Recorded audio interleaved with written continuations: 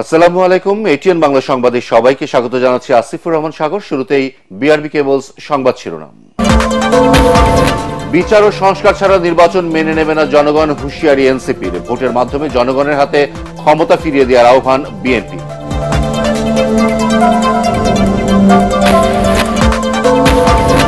এবার এসএসসিতে 1/3 ফেল, উত্তরপত্র মূল্যায়নে উদারনীতি পরিহারেই ফল বিপর্যয় বলছেন শিক্ষাবিদরা।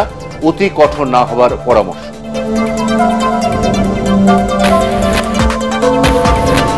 প্রতারণা জালিয়াতির মাধ্যমে জনতা ব্যাংকের 297 কোটি টাকা আত্মসাৎ। দুদকের মামলায় সাবেক চেয়ারম্যান অধ্যাপক আবুল বারকাত কারাগারে।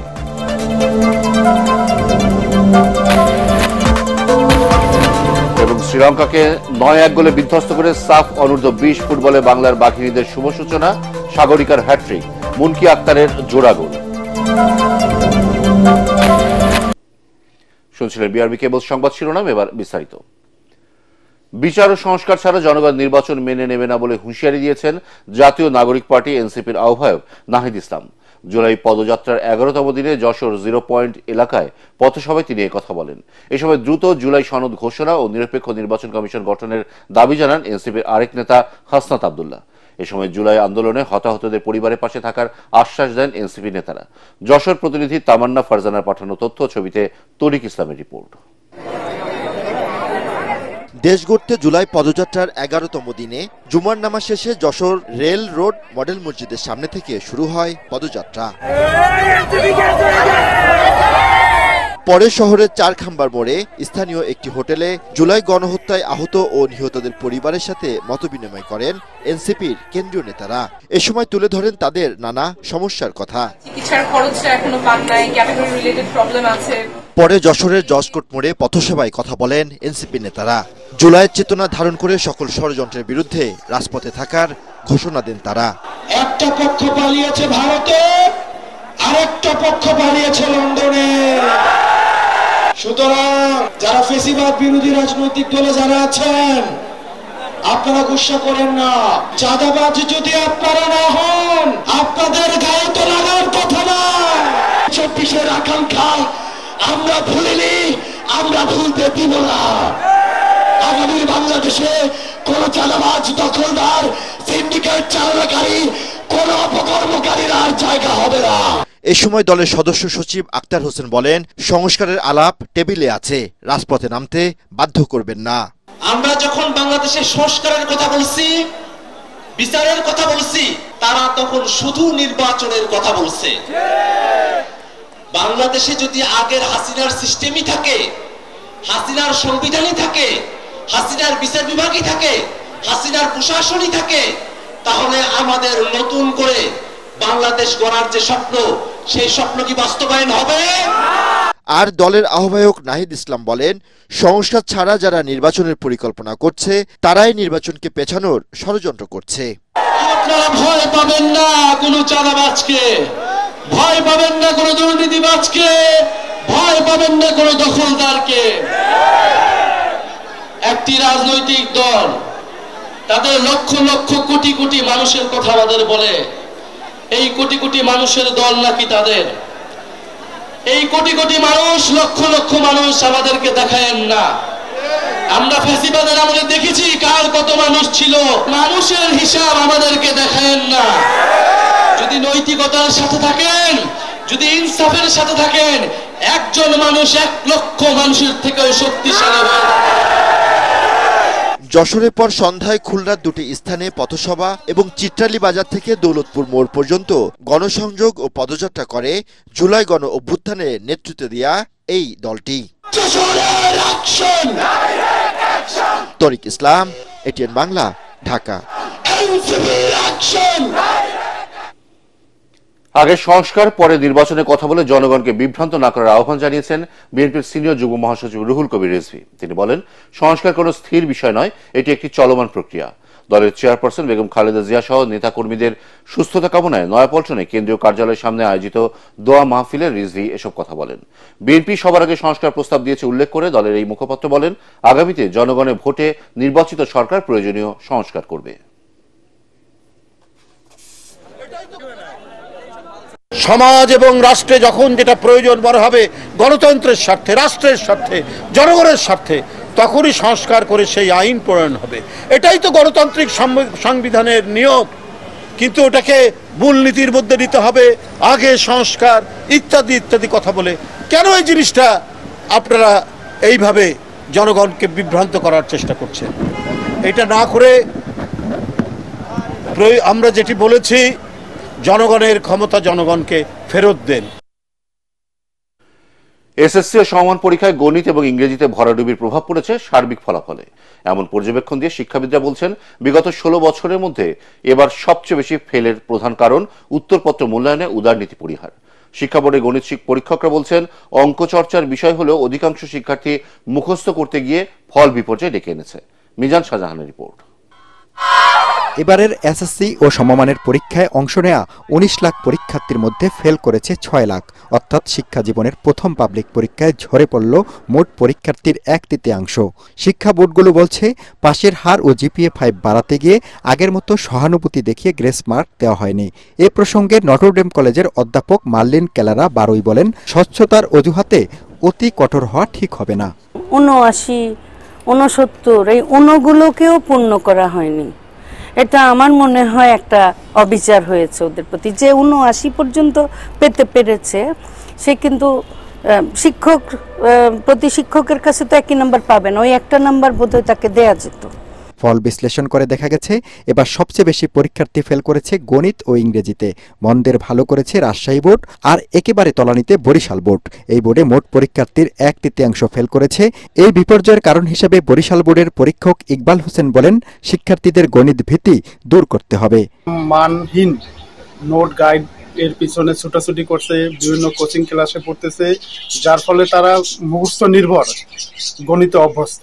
মূলত গণিত মুখস্থ নির্ভর না, গণিত হচ্ছে চর্চার বিষয়। এবার সারা দেশে বিজ্ঞান বিভাগে পাশ করেছে 85.68% পরীক্ষার্থী। ব্যবসায় শিক্ষায় 66.32%। আর মানবিকের অবস্থা ভয়াবহ, পাশ করেছে মাত্র 53.87%। শহর গ্রামের বৈষম্য দূর হয়নি। ঢাকা বোর্ডে মহানগরের শিক্ষা প্রতিষ্ঠানে 80%-এর বেশি শিক্ষার্থী পাশ করলেও একই বোর্ডের আওতাধীন টাঙ্গাইলে এই হার 63%। জিপিএ 5 পাওয়া সবাই সেরা কলেজে চান্স পাবে না মনে করিয়ে দিয়ে এই শিক্ষক বলেন, যেখানে ভর্তির সুযোগ হবে সেখান থেকেই নিজেকে তৈরি করতে হবে। সবাই সেরা প্রতিষ্ঠানে ভর্তি হতে পারে না, ওদের এই কম্পিটিশনের মনোভাবটা সবসময় রাখতে হবে এবং বাস্তবতাকে সহজভাবে মেনে নেওয়ার মতন মানসিকতা রাখা দরকার।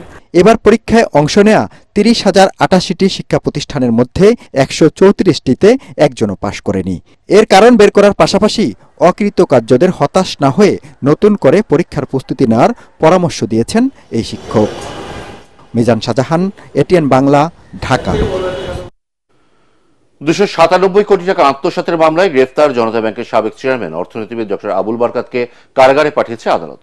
দুদকের পক্ষে 3 দিনের রিমান্ড আবেদন করা হয়, অন্যদিকে আসামিপক্ষ জামিন আবেদন করলে রিমান্ড ও জামিন আবেদন পরবর্তী তারিখে শুনবেন বলে জানায় আদালত। গত বৃহস্পতিবার রাজধানীর ধানমন্ডি থেকে জনতা ব্যাংকের সাবেক চেয়ারম্যান আবুল বারকাতকে গ্রেফতার করে ডিবি পুলিশ। এরপর দুদকের কাছে হস্তান্তরের পর তাকে আদালতে তোলা হয়। গত 20 ফেব্রুয়ারি এননটেক্স গ্রুপের নামে 297 কোটি টাকা আত্মসাতের অভিযোগে বাংলাদেশ ব্যাংকের সাবেক গভর্নর আতিউর রহমান, অর্থনীতিবিদ আবুল বারকাত সহ 23 জনের বিরুদ্ধে মামলা করে দুদক। এজাহারে বলা হয়, আসামিরা পরস্পর যোগসাজশে প্রতারণা, জাল জালিয়াতের মাধ্যমে মিথ্যা রেকর্ড তৈরি করে জনতা ব্যাংক থেকে 297,38,87,296 টাকা আত্মসাৎ করেছেন। আসামিদের বিরুদ্ধে ঋণের অর্থ সংশ্লিষ্ট ব্যাংক কর্মকর্তাদের যোগসাজশে জাল জালিয়াতি ও মানি লন্ডারিং এর মাধ্যমে আত্মসাতের অভিযোগ আনা হয়েছে। শ্রীলঙ্কাকে 9-1 গোলে বিধ্বস্ত করে সাফ অনূর্ধ্ব-20 নারী ফুটবলে শুভ সূচনা করেছে বাংলাদেশ। প্রথমার্ধে 3 গোলে এগিয়ে যায় স্বাগতিক দল। হ্যাটট্রিক করেছেন সাগরিকা, জোড়া গোল মুনকি আক্তারের। Report SM আশরাফের। রেফারি বাজিয়ে দিলেন শেষ বাঁশিটা। এ যেন ফুটবলের সবুজ গালিচায় লাল সবুজের রঙে আঁকা এক শিল্পকর্ম। বসুন্ধরার কিংস এরিনায় ইতিহাসের পাতায় নতুন এক পালক যোগ করলো মেয়েরা। 9-1 জিতে বাংলাদেশ শেষ করলো। সাফ অনূর্ধ্ব-20 চ্যাম্পিয়নশিপের প্রথম ম্যাচেই বাংলাদেশ ঝড় তুলল শ্রীলঙ্কার বিপক্ষে। দরকার ছিল সেই ফাইনাল টাচটা এলো রূপার কাছ থেকে, কিন্তু গোল সংখ্যার বাইরে ছিল মেয়েদের চোখে মুখে স্বপ্নের আলো, ছিল দেশের জন্য উজাড় করে দেওয়ার প্রতিজ্ঞা।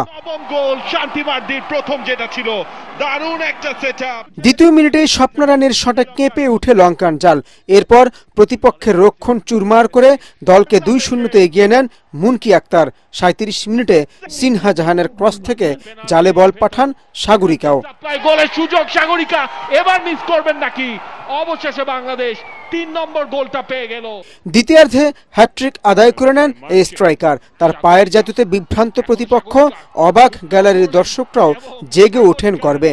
আরো একটা গোল, নাম্বার 10 তিনি এনে দিলেন বাংলাদেশের গোল নাম্বার 6। জোড়া গোল মুনকি আক্তারের। আর স্বপ্নারানী, শিখা আক্তার, রূপা আক্তার, শান্তি মার্দিরা শেষ পংক্তিতে লিখলেন জয় গানের ইতি। ধরা কিংস আরিনাতে আরো একটা। SM Ashraf, ATN Bangla, Dhaka. শেষে জুলাই অভ্যুত্থানে আহত ও শহীদদের দলীয়করণ না করার আহ্বান জানিয়েছেন দৈনিক আমার দেশ পত্রিকার সম্পাদক মাহমুদুর রহমান। গণহত্যার নির্দেশদাতা শেখ হাসিনাকে ফেরত দিতে ভারত সরকারের প্রতি আহ্বান জানান তিনি। সন্ধ্যায় বাংলাদেশ চীন মৈত্রী সম্মেলন কেন্দ্রে জামায়াত ইসলামী ঢাকা মহানগর উত্তরের উদ্যোগে জুলাই বিপ্লবের শহীদ পরিবারের সদস্য, পঙ্গুত্ব বরণকারী ও আহতদের নিয়ে মত বিনিময় সভায় তিনি এসব কথা বলেন।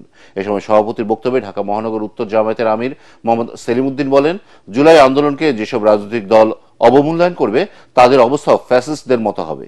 জুলাই অভ্যুত্থানে হতাহতদের পরিবারের সুরক্ষায় আইন করতে সরকারের প্রতি আহ্বানও জানান তিনি। শেখ হাসিনা যে নিজে নির্দেশ দিয়েছিল হত্যাকাণ্ড চালানোর জন্য, সেটা আন্তর্জাতিক মিডিয়ায় প্রমাণিত হয়েছে। আপনারা সকলেই এটা জানেন। কাজেই শেখ হাসিনার বিচারে আর কোনো বাধা থাকার কথা নয়, কারণ যখন আন্তর্জাতিকভাবে প্রমাণিত যে জুলাইয়ে যে গণহত্যা চালানো হয়েছিল, সেই গণহত্যার নির্দেশদাতা ছিলেন স্বয়ং শেখ হাসিনা। ৭১কে আমরা স্যালুট জানাই, ৭১-এর শহীদদেরকে আমরা মর্যাদা দেই, ৭১-এর বীর সেনানীদেরকে আমরা সমীহ করি, শ্রদ্ধা করি। ২৪কে যারা টিজ করবে, আন্ডারমাইন করবে, ২৪-এর দিকে যারা আঙ্গুল উঠাবে, তাদের পরিণতি ফ্যাসিবাদীদের পরিণতিতে পরিণত। বর্ষার রোজাতে অস্বাভাবিকভাবে বেড়েছে কাঁচামরিচের দাম।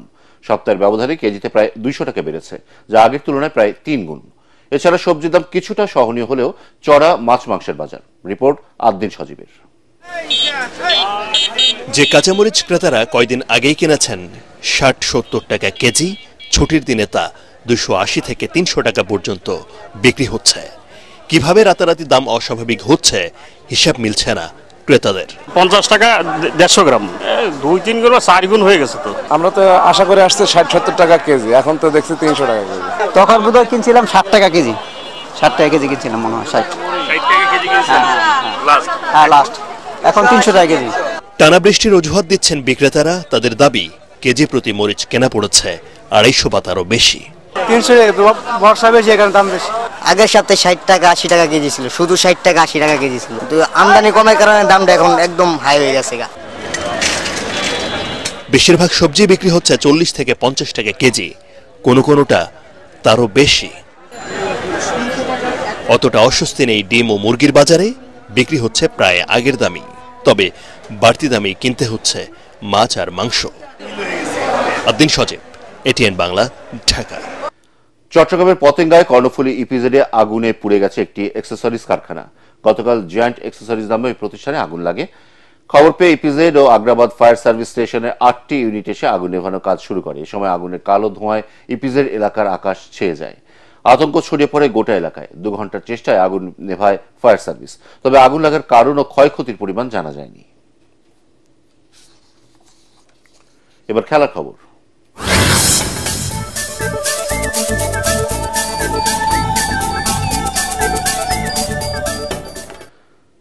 সান্তোসের সঙ্গে চুক্তি নবায়নের পর মাঠে নেমে আলো ছড়ালেন ব্রাজিলিয়ান ফুটবল তারকা নেইমার।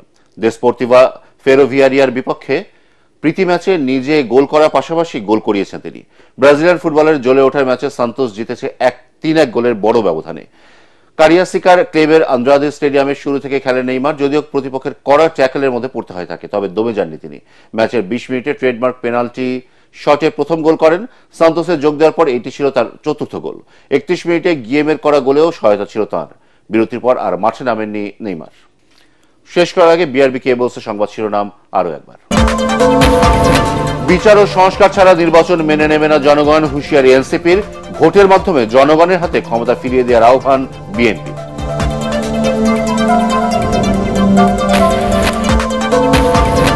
এবার এসএসসিতে 1/3 ফেল, উত্তরপত্র মূল্যায়নে উদারনীতি পরিহারেই ফল বিপর্যয়, বলছেন শিক্ষাবিদরা। অতি কঠোর না হওয়ার পরামর্শ।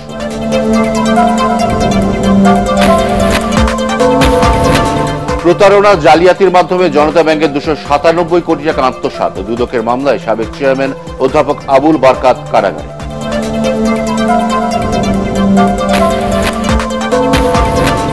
এবং শ্রীলঙ্কাকে 9-1 গোলে বিধ্বস্ত করে সাফ অনূর্ধ্ব 20 ফুটবলে বাংলার বাকিদের শুভ সূচনা, সাগরিকার হ্যাট্রিক, মুনকি আক্তারের জোড়া গোল। পরবর্তী সংবাদ দেখার আমন্ত্রণ জানিয়ে এখনকার মতো শেষ করছি। এটিএন বাংলা সংবাদ ইউটিউবে দেখতে ব্রাউজ করুন youtube/ATN বাংলা।